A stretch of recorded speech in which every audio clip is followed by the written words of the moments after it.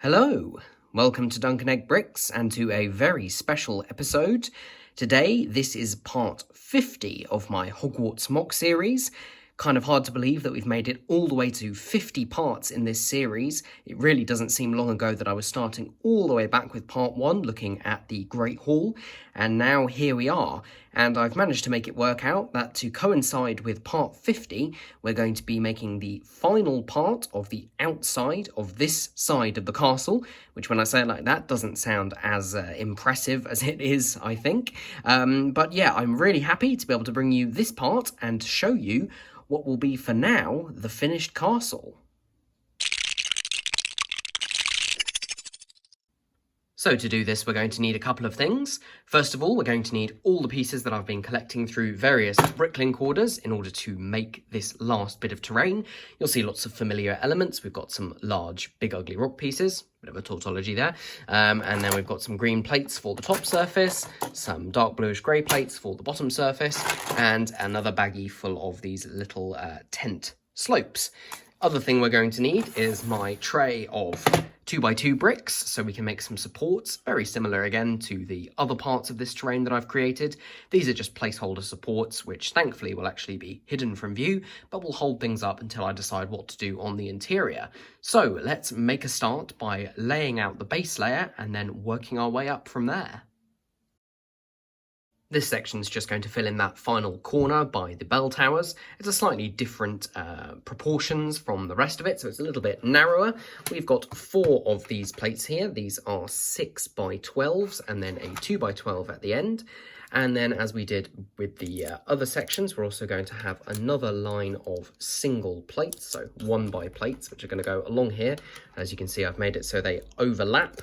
So we've got some 1x6s and then some 1x4s. In fact, I've got one too many of the 1x6s, and we just need another 1x4 that's going to go just there. Just consulting my digital version of this to make sure everything is in the right place. So that's the floor plan. Fairly boring.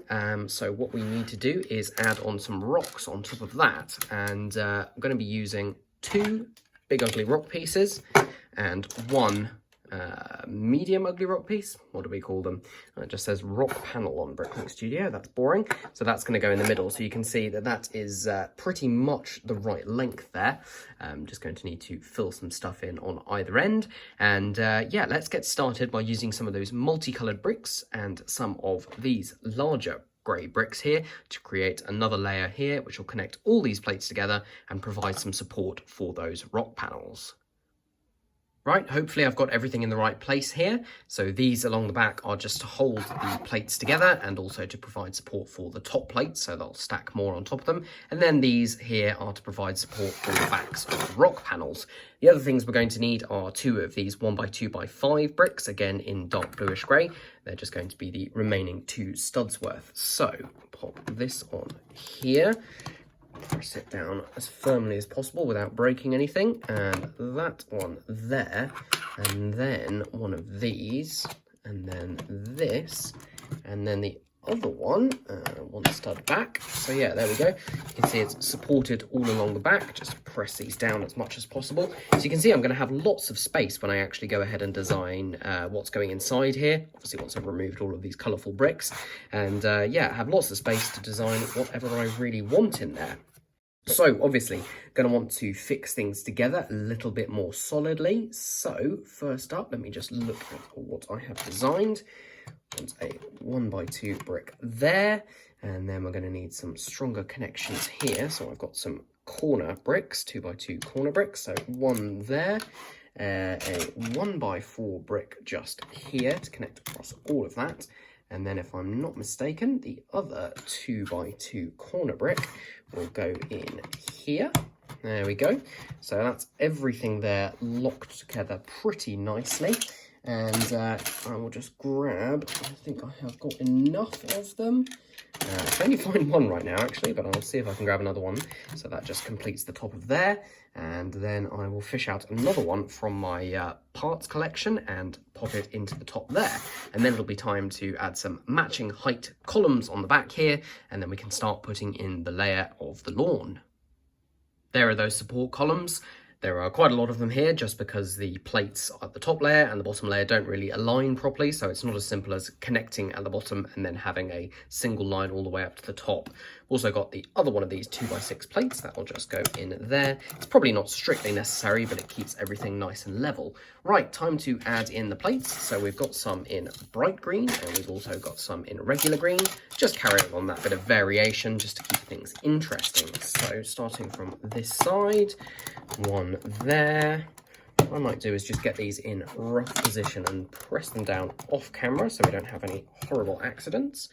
Two of these here.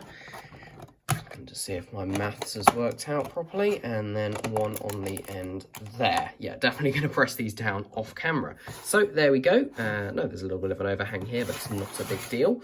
Turning it around, you can see that makes a nice edge to the lawn. I like the striping with the different colours of green. I think it looks pretty good. Right, I'll get these pressed down and then we will make a start on the outer wall of the castle.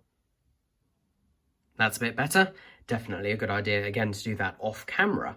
Right, onto the wall, carrying on the same design we've seen on the previous two parts of this outer terrain. So we'll start off with a layer of dark bluish grey. Just done this as well so it overlaps as many plates as possible, keeps everything all tied together. So we're going along here with just plates as normal, but we're going to get to this bit here where the wall needs to turn through 90 degrees. Rather than just having a 90-degree right angle, I actually thought I would do a bit of wall at 45 degrees, and that just cuts the corner there and then continues up there.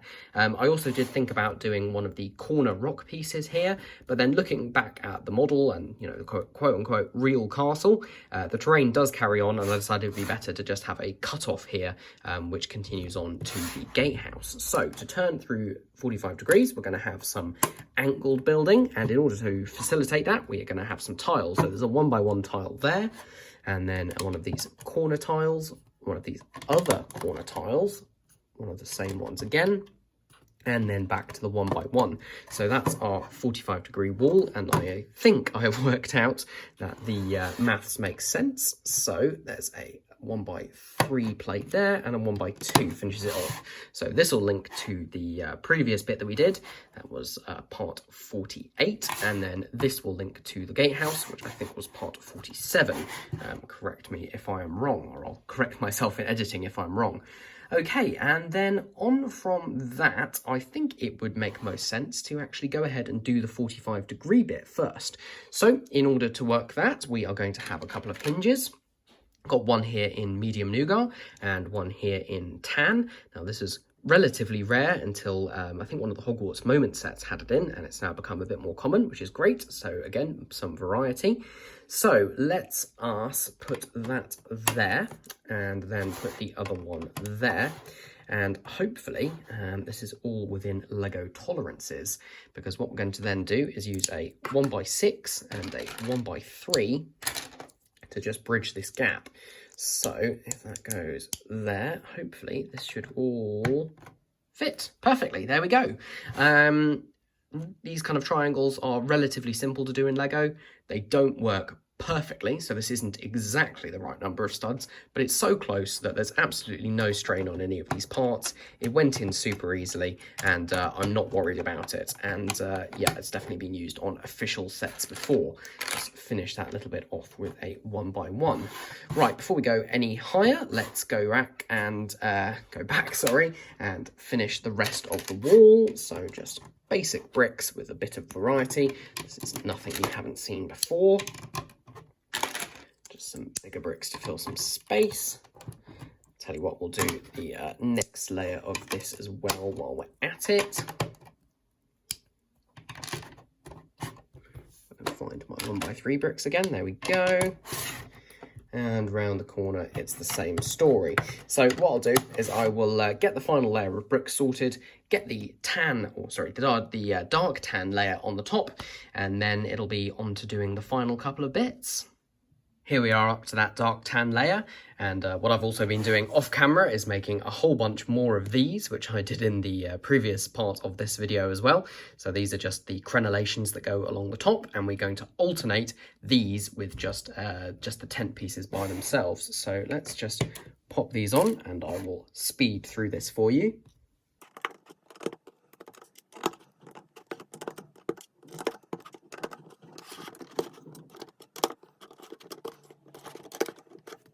And just like that, we're at the end of the build of the wall. The wall is really only connected at the bottom there, but to be honest, there's not too much flex in it, and unless you knock it quite hard, it's not going anywhere. We're not quite finished though, because we've got one last thing to do to connect these sections together. You will notice that there is a slight gap under that bit of wall just there, but considering you're going to see it from this side most of the time, I don't think that's a big problem. Now, the final thing is just to complete the path that's been going from the bell towers and the gatehouse round to the greenhouse. And all we're going to do for that is use a bunch more of these 2x2 tiles in light bluish grey. I did originally have a much more complex pattern for this, but I simplified it just because of parts and also to make things not seem overscale. Right, there we go. That's the final bit of this half of the castle done. Can't leave you without putting it in place. And here's the moment of truth. I've gone back to the previous part and I've just added some extra slopes and plant pieces and various things, and I will be doing the same to this. But for now, let's get it in place. So, just gonna slot in there. And there we go. That's the outer wall finished. That's part 50 of my Hogwarts MOC series, and that is this half of the castle finished. Of course, there's still interiors to do on this part, and also an entire other half of the castle, which you can see I'm collecting pieces for over there. Ignore the Star Wars figures that don't belong there. Still haven't completely sorted everything out after the recarpeting. But there we go. That's pretty incredible, I have to say.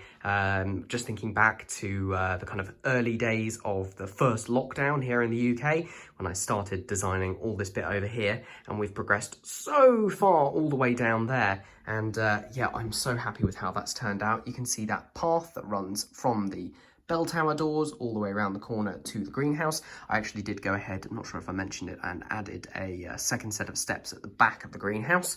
So yeah, there we go. Just give you a shot from the bell towers downwards. Obviously, we've still got those multicolored stacks of bricks, but those will get replaced in due course.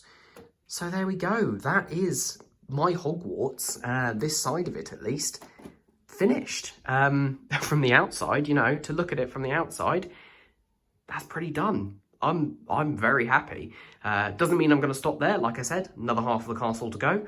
Also, we have the new Harry Potter sets coming out very soon, so I'm going to try and get my hands on some more early, but if not, I'll be bringing you reviews once those officially come out on the 1st of June. If you've enjoyed this series so far, then please give the video a like down below. You can watch back through previous episodes in the playlist that I've created. And if you have any comments or suggestions, leave them below. You can also support me by going to my Patreon. Obviously not compulsory or anything like that, but it does help me and helps the channel continue to go and grow. So, thank you very, very much, and I will see you again very soon.